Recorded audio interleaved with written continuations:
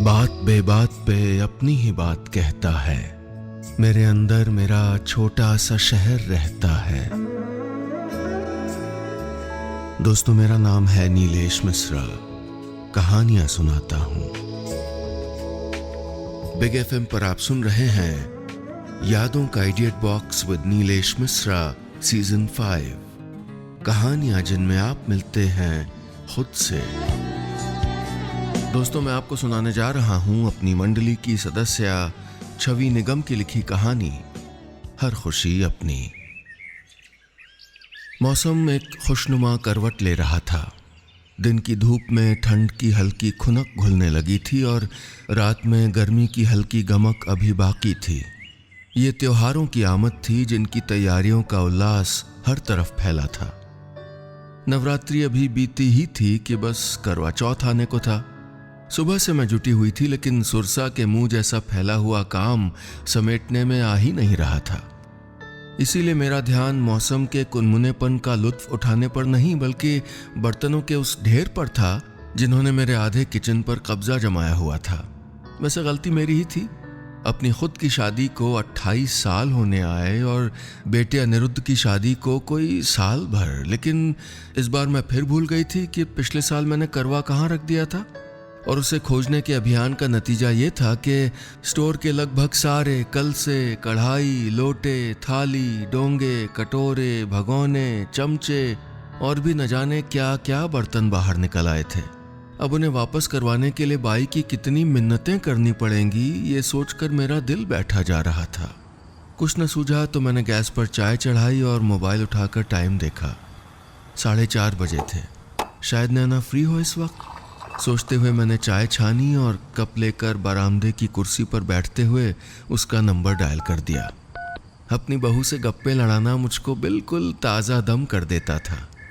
लगातार रिंग जाती रही तो मुझे याद आया कि अनिरुद्ध ने बताया था कि नैना आजकल ज़्यादा बिजी है।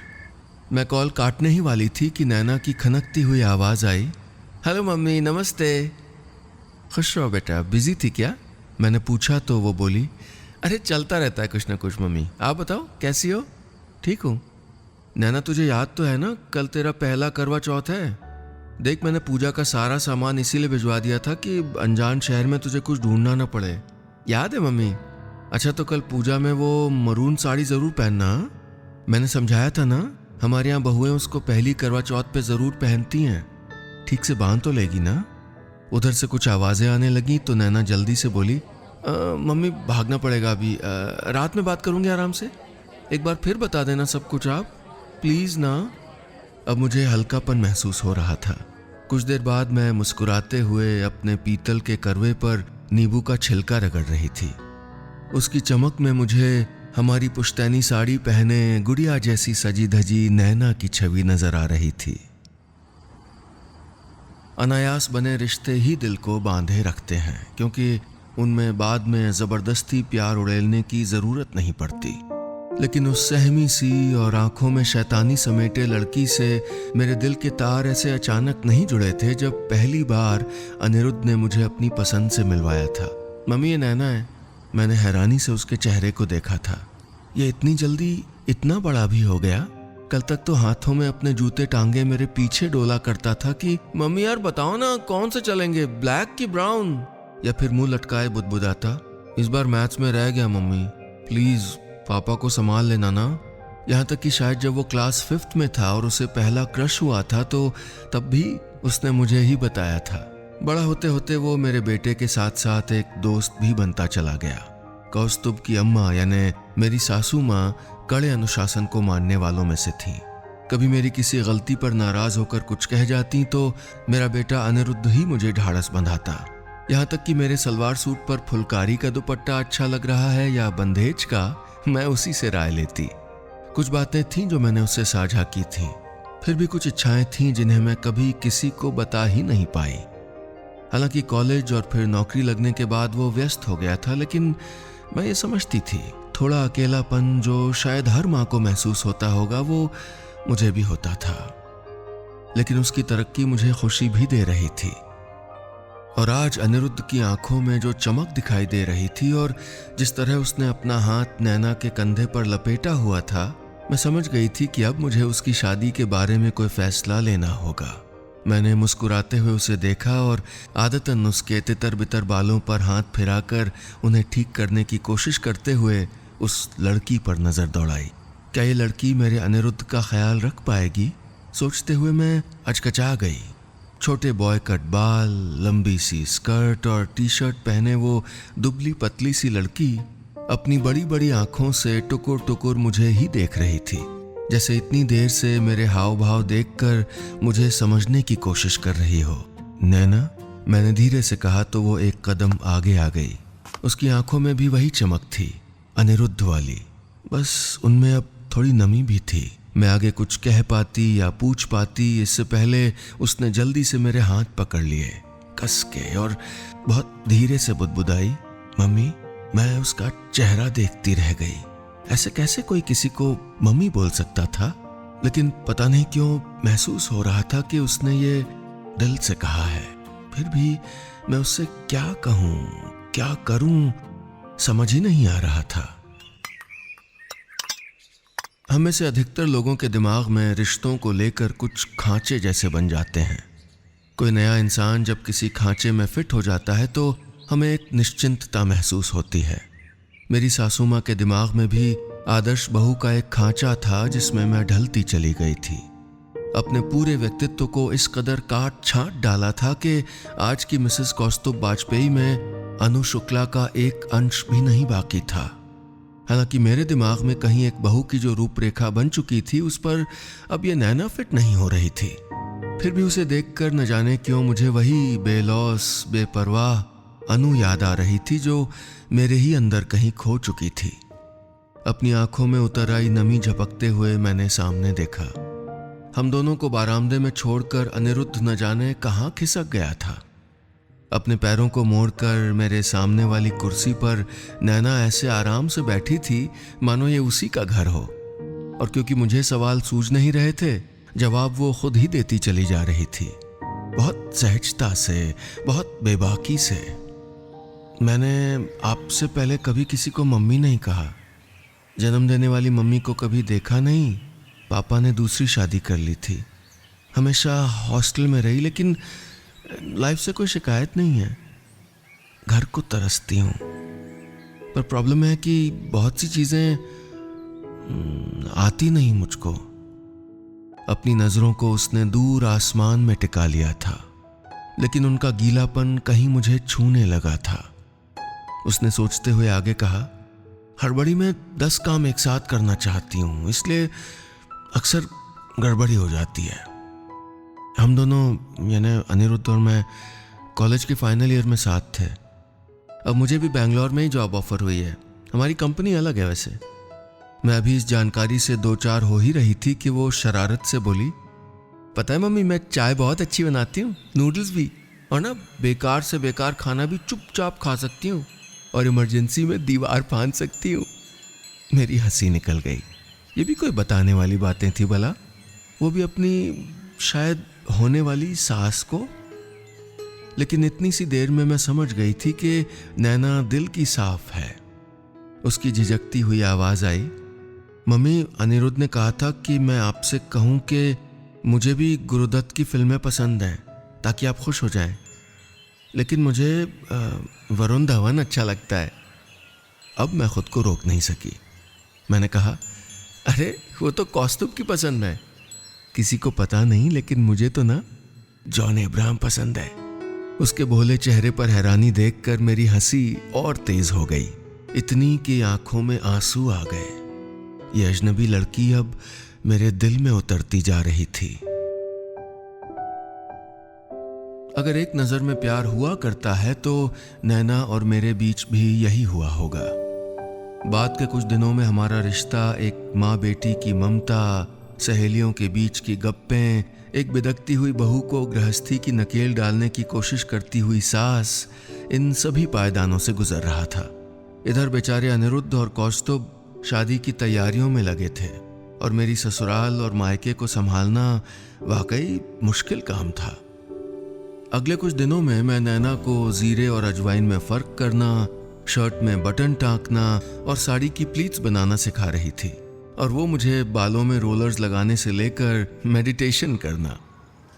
क्यों सबको करना होता है ऐसा जैसा सब किया करते हैं? अगर अपने मन का कुछ करें तो क्या वो गलत हो जाएगा? क्यों मम्मी? एक बार उसने गोल गोल आंखें करके पूछा तो मैं ठिठक गई। ये हमारी पीढ़ी की नियति थी, पुरानी पीढ़ी की सौंपी विरासत को संभाले रखना और नई पीढ़ी के सवालों का सामना भी करना। मैंने हंसते हुए कहा, देखो बेटा, अपनी मनमर्जी चाहे जितना कर ले, लेकिन बड़ों के बताए कुछ काम तो करने ही पड़ते हैं, समझी ना? कहते हुए मैं स्टोर से निकलने को हुई जहां हम दोनों कुछ लेने को आए थे, लेकिन नैना वहीं एक संदूक के पास अटक गई। मेरे मायके से आए उस संदूक में मेरे दिल का कोई अनछुआ हिस्सा आज भी बंद था, जिसे किसी ने पहले कभी खोलने या जानने की कोशिश ही नहीं की थी। मैंने मना किया, लेकिन नैना की जिद पर मुझे उसे खोलना पड़ा और मेरे भूले बिसरे सामान में डूबकर वो एक गुड़िया निकाल लाई। ये आपकी है? उसने पूछा तो मैंने हाँ में सर हिला दिया। अरे इसने तो फ्रॉक नहीं पैंट शर्ट पहनी है, वाह सो डिफरेंट। मैं कुछ झिझक गई, वो इसलिए कि मुझे भी ऐसे कपड़े पहनने बहुत पसंद थे, लेकिन यहाँ आकर कभी नहीं। फिर मैंने उसे सोच में डूबे खड़ा देखा तो अच्छा चल छोड़ ये सब, कहते हुए उसे बाहर खींच लाई। काम भी तो बहुत थे। सबसे बड़ा काम तो शादी के दौरान घर वालों की टोका टोकी से नैना को बचाना था। मेरी सास तो खासी चिंतित थी, ये लड़की कैसे रीत रिवाज परंपराएं निभाएगी भला, इतना तो लड़कपन है इसमें। फिर वो सख्त हो जाती, देखो अनु, माना तुमको एक बेटी का बड़ा चाव था, लेकिन बहू को बहू की तरह ही रखना चाहिए, समझी? जेठानी आगे जोड़ देती, और नहीं तो क्या, सुबह सबके पैर ही नहीं छूती। नैना को मैं भरसक समझाती, लेकिन हड़बड़ी और नर्वसनेस में उससे गलतियां हो ही जाती। नैना के मासूम चेहरे पर घुमड़ती चिंता देखती तो मैं मुस्कुराते हुए उसके गाल थपथपा देती, लेकिन कभी कभार मन शंका से कांप ही जाता। मेरा फैसला ठीक तो था ना? परिवार की जिन परंपराओं को मैंने बखूबी निभाया था, उनका मान नैना रख तो पाएगी ना? कहीं कोई गड़बड़ी तो नहीं कर देगी ना? यादों में गोते लगाते कितना वक्त बीत गया मुझे पता ही नहीं चला। जब शाम का धुंधलका किचन के अंदर उतर आया तो हाथों में पकड़ा हुआ करवा मैंने किनारे रखा और जल्दी जल्दी सामान समेटते हुए रात के खाने की तैयारी की। इस बीच मैंने एक बार फिर नैना को फ़ोन लगाया। कुछ देर बाद उसकी थकी हुई आवाज़ आई, हाँ मम्मी, अभी ऑफिस में ही हूँ, कल हाफ डे लूँगी। ओह, मुझे चिंता हो आई। बेटा तुम सुबह अच्छे से सरगी खा लेना और दिन में दूध फ्रूट्स वगैरह भी ले लेना। अरे नहीं मम्मी, मैं भी आपकी तरह ही व्रत रखूँगी, उसने कहा तो मेरी चिंता और बढ़ गई। अच्छा तूने पैकेट से करवा वगैरह निकाल लिया था ना? मैंने अनिरुद्ध से सीके और मिठाई लाने को कह दिया है। पूजा में 5 कहानियाँ होती हैं, मैंने पूरी लिख के मैसेज कर दी हैं। शुक्र नारायण के करवे में डूबने वाली कहानी ज़रूर पढ़ना और चांद देखकर जल चढ़ाना। और सबसे ज़रूरी बात, तू सुन तो रही है ना? मैंने पूछा तो वो बोली, हाँ हाँ मम्मी। मेरे कानों में अब सास और जेठानी की ताकीद गूंज गई। एक गहरी सांस लेकर मैंने कहा, मैंने बताया था ना अपनी ददिया सास वाली साड़ी के बारे में? बेटा ये बहुत ज़रूरी रिवाज है, भूलना नहीं। हाँ, हमारे यहाँ नई बहू पहली करवा चौथ पे उसे ही पहनती है। देख पहली बार कुछ जोर दे के कह रही हूँ तुझसे, थोड़ा हैवी है लेकिन पहन ज़रूर लेना। नैना ने जल्दी से कहा, हाँ मम्मी, सब नोटेड। अच्छा अब निकलती हूँ, बाय मम्मी, उसने कहा तो बाय कहते हुए मैंने मनाया कि सब ठीक हो जाए कल। त्योहार के इंतज़ाम अभी भी बाकी थे। खूब सारे पकवान बनाने थे, चौक पूरना था और अम्मा जी को फ़ोन करके ये भी तो पूछना था कि उनको करवा चौथ के बायने की वो साड़ी मिल तो गई थी ना, जो मैंने कौस्तुभ से कह के कोरियर करवाई थी। इन सब चक्करों में कब दिन गुजरा और करवा चौथ की पूजा करने का वक्त भी आ गया, पता ही नहीं चला। चांद निकला या नहीं ये देखने जब कौस्तुभ छत पर जाने लगे तो मुझे शिद्दत से अनिरुद्ध याद हो आया। अब तक न जाने कितनी बार वो सीढ़ियां चढ़ उतर चुका होता। मैंने उसे फ़ोन मिलाया और बातचीत के दौरान पूछ ही लिया कि नैना तैयार तो हो गई ना? तो उसने कहा, नैना भी कुछ देर पहले ही लौटी है, थक गई है बहुत, जीन शर्ट में ही पूजा की तैयारी कर रही है। यानी मेरे इतना कहने के बावजूद वो साड़ी नहीं पहन पाई थी। मेरा हाथ कांप गया। फ़ोन तो गिरने से बच गया था, लेकिन मेरे अंदर बहुत कुछ दरक चुका था। वो करवा चौथ जिसके लिए मैंने इतनी तैयारियां कर रखी थीं, अचानक फीका पड़ चुका था। मैं चुपचाप अपने कमरे में आकर बैठ गई।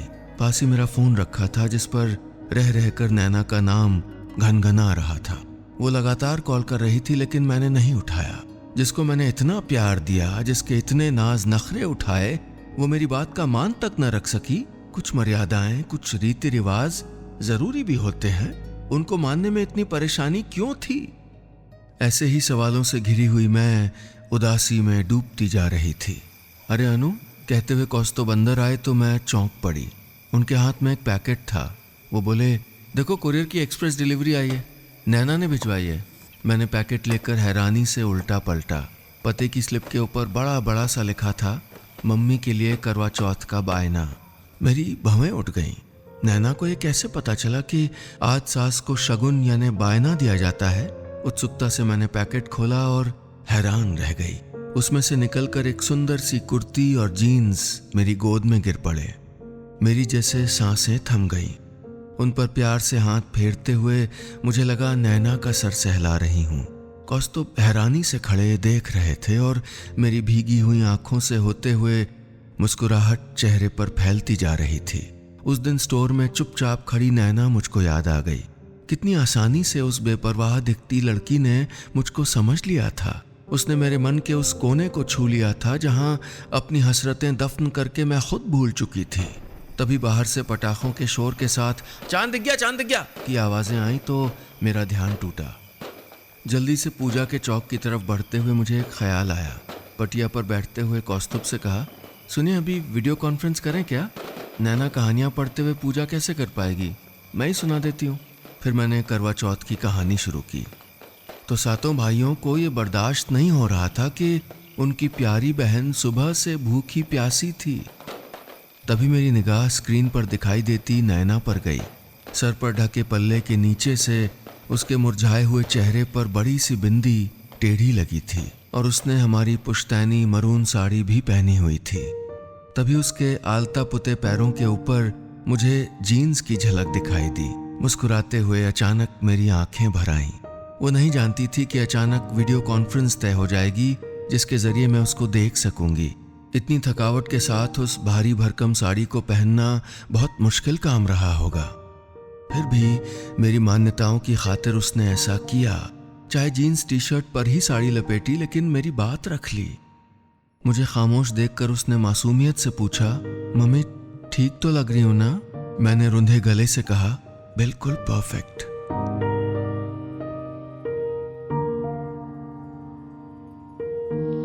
बस इतनी सी थी ये कहानी।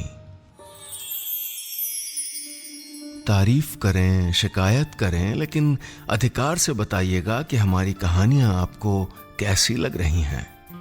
और हाँ, अगर अपनी बात मुझ तक पहुंचाना चाहते हैं तो फेसबुक या इंस्टाग्राम पर हमारे ऑफिशियल पेज पर आइए, यूट्यूब पर हमारे ऑफिशियल चैनल पर आइए।